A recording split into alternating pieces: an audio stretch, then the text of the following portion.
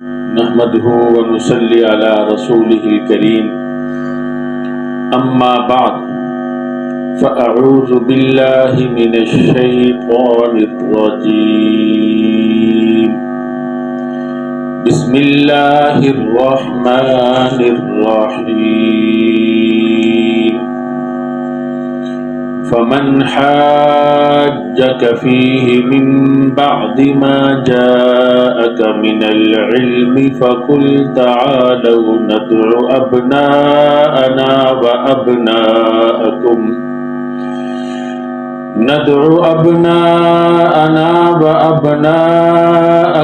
ونساءنا ونساءكم وأنفسنا وأنفسكم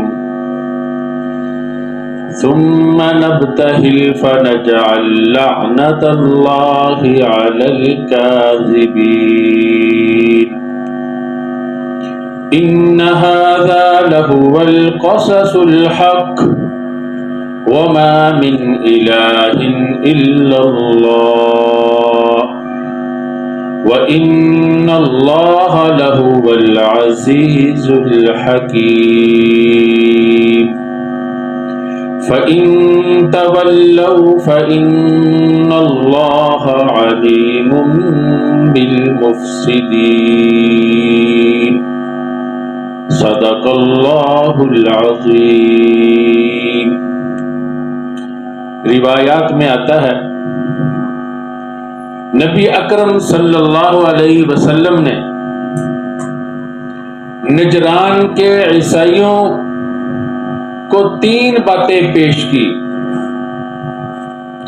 number 1 کہ تم اسلام لے آؤ، اور اسلام کی جب بات کہی گئی تو انہوں نے وہی باتیں کی جو اس سورت کے شروع میں ہم بیان کر چکے ہیں۔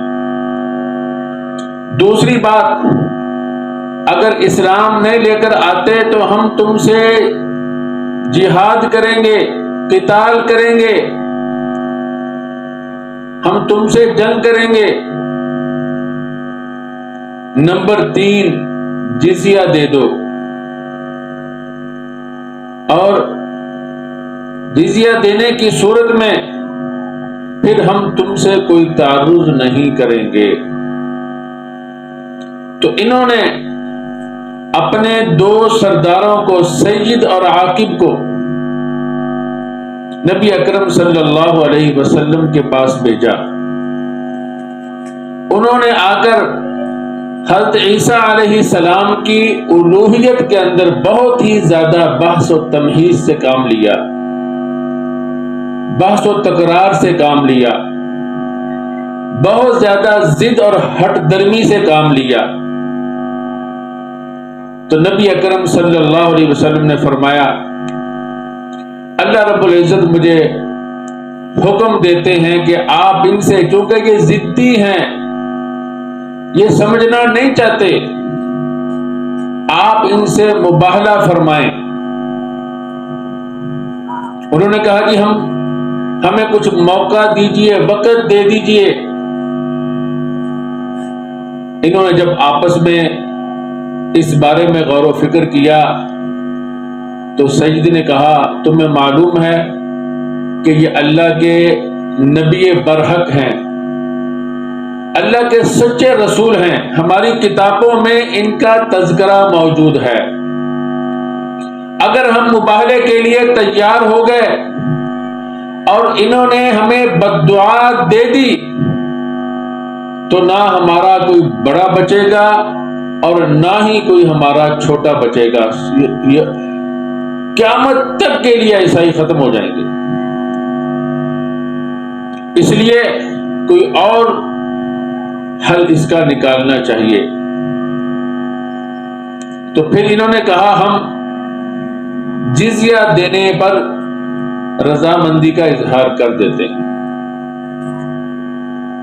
تو انہوں نے جزیہ کا کہا، نبی اکرم صلی اللہ علیہ وسلم نے جزیہ والی صورت کو قبول فرما لیا۔ اب قیامت تک کے لیے یہ سنت جاری ہو گئی، مباہلے کی سنت۔ اگر بحث و مباحثہ سے، دلائل سے، سمجھنے اور سمجھانے سے مسئلہ حل نہ ہوتا ہو، نزاع ختم نہ ہوتا ہو، تو یہ مباہلہ کی صورت ہے جس کو اللہ رب العزت نے قرآن کریم میں بیان کیا۔ نبی اکرم صلی اللہ علیہ وسلم نے فرمایا اگر یہ عیسائی مباہلہ پر آمادہ ہو جاتے تو یہ بندر اور خنزیر بن جاتے، اللہ کا عذاب ان کو گھیر لیتا، ساری وادی آگ سے بھر جاتی۔ تو اللہ کا عذاب قریب آ چکا تھا۔ اس میں رسول اللہ صلی اللہ علیہ وسلم کی نبوت بھی ہے کہ آپ نے اس قدر اعتماد کے ساتھ، اللہ کی مدد کے ساتھ ان کو چیلنج کیا، اور پھر انہوں نے اعتراف بھی کیا کہ آپ اللہ کے نبی برحق ہیں، مگر وہ اپنے الوہیت والے عقیدے سے پھر بھی باز نہیں آئے۔ تو اللہ رب العزت نے ان کو مزید سمجھایا کہ خدا وہ نہیں بن سکتا جو محتاج ہو، جس کی زندگی تبدیلیوں کا، انقلابات کا شکار ہو، وہ دائمی نہیں ہو سکتا۔ محتاج غنی نہیں ہو سکتا، حادث واجب الوجود نہیں ہو سکتا۔ جو دوسروں کا محتاج ہو، جو اپنی جان بچانے میں بھاگتا ہو، عیسیٰ علیہ السلام یہودیوں سے بھاگے تھے جان بچانے کے لیے، وہ خدا کیسے ہو سکتا ہے؟ پھر جبکہ یہودیوں نے اپنے زعم باطل میں انہیں قتل بھی کر دیا، اور تم بھی سمجھتے ہو کہ وہ قتل ہو چکے تھے، تو خدا بھی کبھی قتل ہوتا ہے؟ وہ تو حی قیوم ہے، سب کو زندگی اس نے دے رکھی ہے اور سب کو قائم و دائم بھی کر رکھا ہے۔ تو اس لیے مبالغے سے بھی بھاگ گئے۔ اللہ رب العزت کو خوب معلوم ہے کہ کون کون سے لوگ ہیں مفسدین میں سے ہیں، فساد کرنے والے ہیں، دین کے اندر فتنہ ڈالنے والے ہیں، اور کون سے لوگ حق پر ہیں۔ اللہ ضرور ان سے انتقام لے گا۔ دنیا میں اگر یہ اللہ کے عذاب سے بچ بھی گئے، آخرت میں نہیں بچ سکتے۔ تو اس سے معلوم ہوا ضروری نہیں کہ آپ کی بات ہر آدمی تسلیم کر لے۔ جس کی قسمت میں ہدایت نہیں ہے، امام الانبیاء جیسا مبلغ، امام الانبیاء جیسا خطیب، نبیوں کا امام، نبیوں کا بھی خطیب، وہ بھی اور ایسے مؤثر انداز میں سمجھائے کہ قرآن کریم کی معجز آیات 80 کے قریب نازل ہوں، اور پھر مباہلے کا چیلنج بھی کر دے، اور یہ تو انتہا ہوتی ہے۔ پھر بھی ایسے لوگ ممکن ہیں جن کی قسمت میں ہدایت نہ ہو۔ اب آپ ذرا ترجمہ دیکھیے۔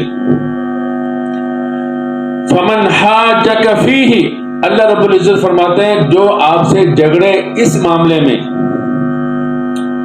عیسیٰ علیہ السلام کی الوہیت کے معاملے میں، من بعد ما جاءک من العلم، بعد اس کے کہ آپ کے پاس اس کا علم آ چکا ہے، دلائل آ چکے ہیں۔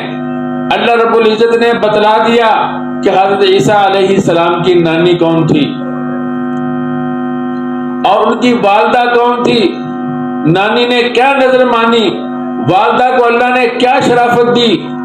حضرت عیسیٰ علیہ السلام والدہ کے پیٹ میں رہے، پھر دنیا میں تشریف لائے، اور اس کا کیا واقعہ ہوا، اور اللہ رب العزت نے جب ان کو بڑا کیا، نبی بنا کر بنی اسرائیل کی طرف بھیجا، کیا معجزات دیے، اور انہوں نے خود اپنے بارے میں کیا فرمایا، اور لوگوں نے ان کے ساتھ کیا معاملہ کیا، ساری باتیں تفصیل سے بتلا دی کہ حضرت عیسیٰ علیہ السلام بھی کہتے تھے کہ میں اللہ کا بندہ ہوں، اللہ کا رسول ہوں، اور ان کی زندگی، ان کا ہر معجزہ زندگی کا کی ہر ساتھ اور لمحہ بتاتا تھا کہ وہ اللہ کے بندے ہیں، اور یہ سارے معجزات جو تھے وہ اللہ رب العزت کی طرف سے عطا کردہ کرامت، شرافت تھی۔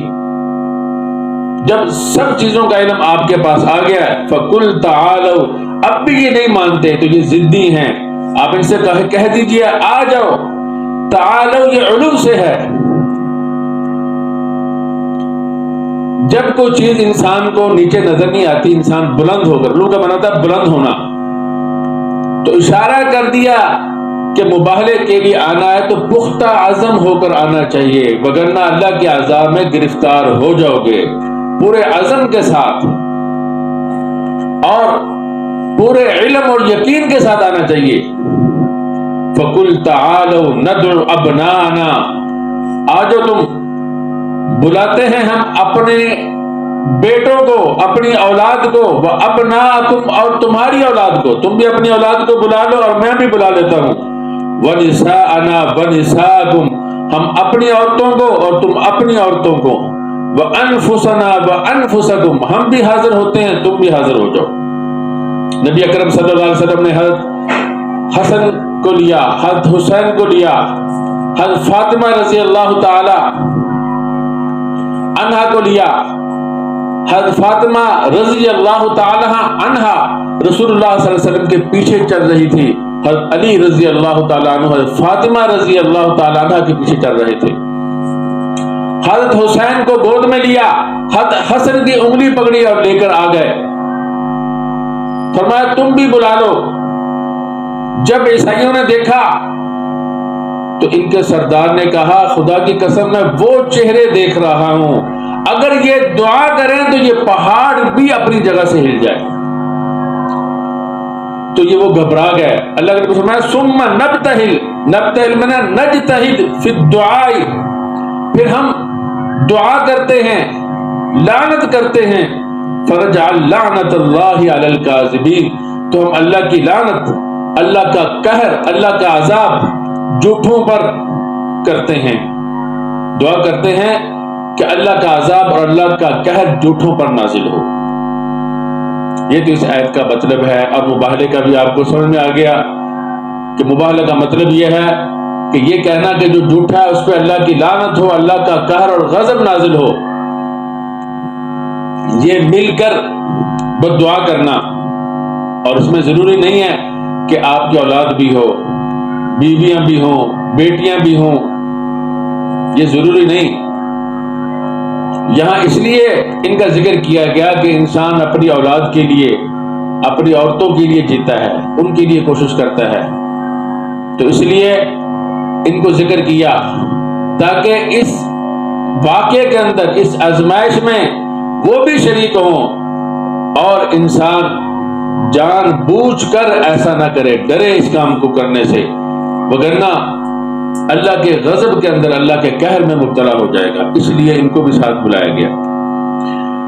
اور ابناءنا وابناءکم ونساءنا ونساءکم وانفسنا وانفسکم فرمایا۔ ابناءنا کے اندر حضرت حسن اور حسین آ گئے، اس لیے کہ بیٹی کی اولاد بھی اولاد ہوتی ہے۔ اور اب دیکھ لیجئے حضرت عیسیٰ علیہ السلام حضرت مریم علیہ السلام کے بیٹے ہیں، تو اسی آدم علیہ السلام کی اولاد میں شمار کیا جاتا ہے۔ اللہ رب العزت نے وَمِن ذُرِّيَّتِهِ کہ جب ذکر کیا تو اس میں حضرت یحییٰ کا، عیسیٰ علیہ السلام کا بھی ذکر فرمایا۔ تو اس لیے بیٹی کی اولاد بھی اولاد ہوتی ہے۔ اور فرمایا بنسانا، اس میں فاطمہ رضی اللہ تعالیٰ عنہ آ گئی۔ اور روافظ کہتے ہیں وانفسنا میں حضرت علی آ گئے، اس لیے کہ نبی اکرم صلی اللہ علیہ وسلم بلا رہے تھے، وہ تو نہ اس میں آئے، حضرت علی آ گئے، تو گویا کہ حضرت علی کو نبی اکرم صلی اللہ علیہ وسلم کا نفس قرار دیا۔ اور عین تو ہو نہیں سکتے، تو صفات میں آپ جیسے ہوں گے، جب صفات میں آپ جیسے ہوں گے تو ساری امت سے افضل، نبیوں سے بھی افضل، اور خلیفہ بلا فصل بھی ہو گئے۔ یہ انتہائی احمقانہ استدلال ہے، انتہائی کمزور۔ انفسنا جمع کا صیغہ ہے، جمع میں تعدد ہوتا ہے، اور دوسرا اگر نبی اکرم صلی اللہ علیہ وسلم کی طرح ہے تو پھر تو خاتم النبی جی بھی ماننا پڑے گا، نبی بھی ماننا پڑے گا، اور پھر امت کا اجماع ہے۔ اور پھر انفسنا نفس کا لفظ دین کے اندر شرکت کی وجہ سے بھی بولا جاتا ہے، جیسا اللہ تعالیٰ فرماتے ہیں وَلَا تَلْمِزُوا أَنفُسَكُمْ ظَنَّ الْمُؤْمِنُونَ وَالْمُؤْمِنَاتُ بِأَنفُسِهِمْ۔ دیکھیں تو نفس کا لفظ جو ہے وہ دین کے اندر مشارکت کی وجہ سے بھی بولا جاتا ہے۔ دوسری بات یہ بھی ہے کہ داماد کو بھی مجازن بیٹا کہہ دیا جاتا ہے، تو اس لیے حضرت علی رضی اللہ تعالیٰ عنہ بھی ابنا میں آ گئے۔ تیسری بات یہ ہے کہ امت کا جو اجماع ہوتا ہے اس کے مطابق قرآن کریم کی تفسیر کو سمجھنے کی کوشش کرنی چاہیے، وگرنہ تو اگر نبی اکرم صلی اللہ علیہ وسلم کی طرح تو پھر خاتم الانبیاء بھی کہو گے، پھر نبی بھی مانو گے، پھر حضرت علی رضی اللہ تعالیٰ عنہ کو آپ صلی اللہ علیہ وسلم کے زمانے میں بھی امیر مانو گے، امام مانو گے۔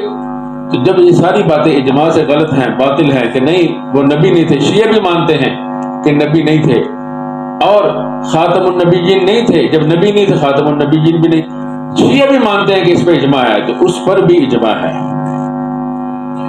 اور اسی طرح انفسنا کا میں نے ترجمہ کیا، ہم اپنے آپ کو حاضر کرتے ہیں، یعنی ہم بھی موجود ہوتے ہیں، تو یہ ترجمہ بھی اس کا بالکل ٹھیک ہے۔ تو اس میں کئی احتمالات ہیں اور شیعہ کی بات جو ہے وہ بالکل ہی غلط ہے۔ آگے اللہ تعالیٰ فرماتے ہیں ان ھذا لہو القصص الحق، قصص کہتے ہیں کلام کے مجموعے کو، یہ جو کلام کیا گیا ہے جس میں کئی چیزیں بیان کی گئی ہے عیسیٰ علیہ السلام سے متعلق، بے شک یہ حق بات ہے۔ وما من الہ الا اللہ، کوئی معبود نہیں مگر اللہ، صرف اللہ ہی معبود ہے اور کوئی معبود نہیں ہے، نہ ہو سکتا ہے۔ وَإِنَّ اللَّهَ لَهُوَ الْعَزِيزُ الْحَكِيمُ، بے شک اللہ غالب بھی ہے، حکیم بھی ہے۔ عزیز اللہ کی قدرت کاملہ کی طرف اشارہ کر دیا، حکیم اللہ کے علم کامل کی طرف، کہ تمہیں جو مغالطہ لگ گیا حضرت عیسیٰ علیہ السلام کی چند باتیں دیکھ کر، اگر وہ ان کی بھی ہو تو محتاجی بھی ان کی تم مانتے ہو، تو خدا کیسے ہو گیا؟ قدرت کامل نہ ہوئی اور علم بھی کامل نہیں ہے، یہ تم بھی مانتے ہو کہ عیسیٰ علیہ السلام کا علم ہر چیز کو، ہر ذرے کو محیط نہیں ہے، وہی علم ہے جو اللہ نے دیا، تو علم بھی کامل نہیں ہے، قدرت بھی کامل نہیں ہے، تو خدا کیسے ہو گیا؟ وَإِنَّ اللَّهَ لَهُوَ الْعَزِيزُ الْحَكِيمُ، بے شک اللہ وہ غالب بھی ہے اور حکمت والے بھی ہیں۔ فَإِن تَوَلَّوْا، پھر اگر وہ منہ پھیر لیں نہ مانے، فَإِنَّ اللَّهَ عَلِيمٌ بِالْمُفْسِدِينَ، اللہ رب العزت فساد کرنے والوں کو خوب جانتے ہیں۔ تو ان کو اللہ رب العزت نے بتلا دیا کہ تم اللہ سے بچ نہیں سکتے، اور تمہارا جو جرم ہے بہت بڑا جرم ہے، تم نے اوروں کو بھی گمراہ کیا، خود بھی گمراہ ہوئے، اور اللہ کے دین سے لوگوں کو روک دیا، اللہ کے نبی سے روک دیا، اللہ کے نبی کے بارے میں لوگوں کے دلوں میں شبہات پیدا کیے ہیں، اور اللہ رب العزت نے تمہیں مباہلہ کے بارے میں کہا، تم اس سے بھی بھاگ گئے، اب جو ضد کا جواب ہو سکتا تھا اس سے بھی بھاگ گئے۔ اللہ رب العزت نے پھر تمہیں سمجھا دیا، اگر اب بھی نہیں مانتے تو اللہ رب العزت سے تم بچ نہیں سکتے۔ تو ان آیت مبارکہ سے بھی معلوم ہو گیا کہ بعض چیزیں دیکھ کر، بعض چیزوں پہ قدرت دیکھ کر، جو عجائبات میں سے ہو اس کو دیکھ کر کسی کو خدا مان لینا، جیسے کہ اس زمانے کے بھی اہل بدعت کی یہی روش ہے کہ اس بزرگ نے یہ کر دیا، اس نے وہ کر دیا، نہیں، وہ اللہ رب العزت کی طرف سے کرامت ہوتی ہے، اگر نبی کے ہاتھ پہ ہو تو معجزہ ہوتا ہے۔ اللہ تو وہ ہے جو عزیز ہے، جس کی قدرت سے کوئی ذرہ بھی خارج نہیں ہے، اللہ تو وہ ہے جو حکیم ہے، اس کا علم محیط ہے، اس کے علم سے کوئی ذرہ بھی خارج نہیں۔ کسی نے کوئی غیب کی خبر دے دی، جیسا کہ عیسیٰ علیہ السلام بتلا دیتے تھے کچھ باتیں، اس سے یہ نہیں معلوم ہوتا کہ وہ خدا ہیں، اس لیے کہ وہ بعض علم ہے، بعض قدرت ہے، تو بعض علم بعض قدرت سے کسی کو خدا نہیں کہا جا سکتا۔ اللہ رب العزت نے آخر میں پھر یہ بات سمجھا دی۔ تو اگر تم یہ ضدی ہو، مباہلے کے لیے بھی نہیں آئے، اور تمہیں بھی معلوم ہے کہ یہ اللہ کے نبی برحق ہیں، تمہیں بھی معلوم ہو گیا کہ حضرت عیسیٰ علیہ السلام خدا نہیں ہے، اس لیے تو تم کہتے ہو کہ وہ مقتول ہوئے تھے، پھر بھی ضد کرتے ہو، تو اگر دنیا میں اللہ کے عذاب سے بچ بھی گئے تو آخرت میں نہیں بچ سکتے۔ دعا کیجیے اللہ رب العزت ہمیں ضد، ہٹ درمی، نفسانی خواہشات، دنیا کے جاہو جلال اور جمال کے پیچھے پڑ کر اپنے دین کو کمزور کرنے سے بچائے اور ہمیں آخرت کو ترجیح دینے کی توفیق عطا فرمائے۔ وآخر دعوانا ان الحمد للہ رب العالمین۔